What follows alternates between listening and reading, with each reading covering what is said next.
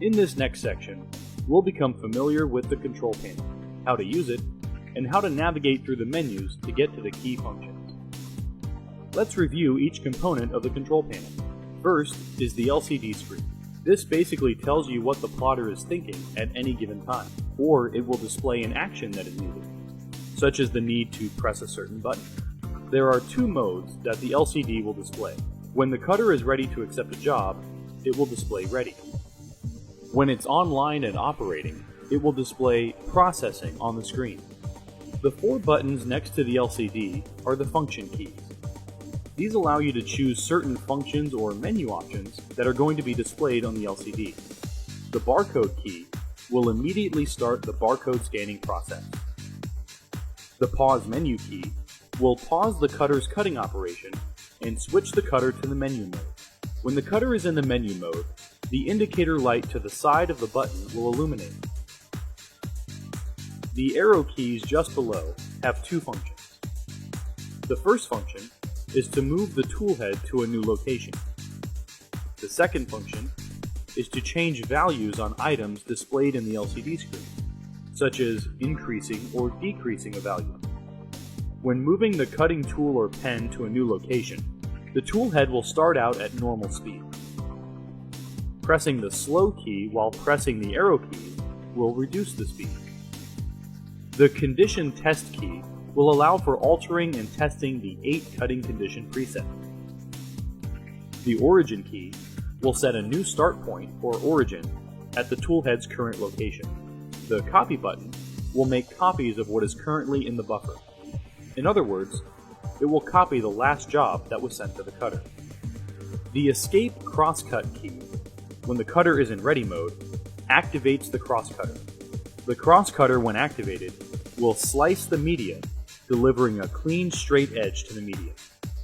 It can also be used to exit or reject certain menu changes. Finally, the enter key is usually pressed after a setting has been altered. Pressing it tells the cutter that you accept the changes. It can also be used for other functions, such as switching conditions. Let's go over the menu structure and how to navigate through the menus.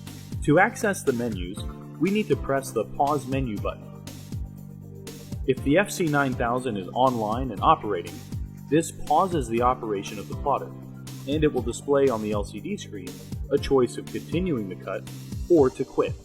When the cutter is in ready mode or stationary, pressing the pause menu key will display 8 groups of menu functions: Tools, Arms, Area, Media, Interface, which is represented by the I/F, Advanced, Test, and Link, which contain barcode and data link options. On the upper left corner of each of these choices is a little number or arrow indicating the button that should be pressed to enter that menu option. For instance, to display the tool menu options, we would press the 1 key. To display the arms menu option, we would press 2. To display the area menu options, we would press 3, and so on. Let's press the 1 key to display the menu for the tool options. The LCD will display a menu with different options for dealing with the tool operation. There are 4 menu options to choose from. Each choice shown in the LCD menu is highlighted in black. This indicates that if those keys are pressed, it will access that function. Notice just above and below those 4 menu options are arrows. This indicates that there are more than 4 options for the tools menu. In fact, notice in the upper right-hand corner, there is a 1/4. This indicates that there are 4 pages of options, and it is displaying the first page of the 4 pages. If the up or down arrow keys are pressed, the menu cycles through the different pages of options. To select one of the options, press the number next to the option. For instance, if we wanted to change the tool move speed, we would press the 2 key. This gets us into the tool move speed setting. Here we can either increase the value by pressing the up arrow key, or decrease the value by pressing the down arrow key. Once the settings have been changed, we can accept the changes by pressing the Enter key. In this case, though, we really don't want to change the tool move speed. So to cancel this value or the setting, we can just press the Escape crosscut key as indicated here. And this will bring us back to the previous tool settings menu. Keep in mind that this type of operation is true with many of the menu settings. To get back to the main menu, press the Escape crosscut key again. To return to the default screen, press the Pause menu key.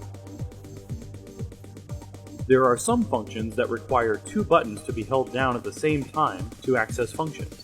As an example, when the cutter is in ready mode, pressing the Enter key displays all the cutter's conditions, along with either a number or arrow next to them.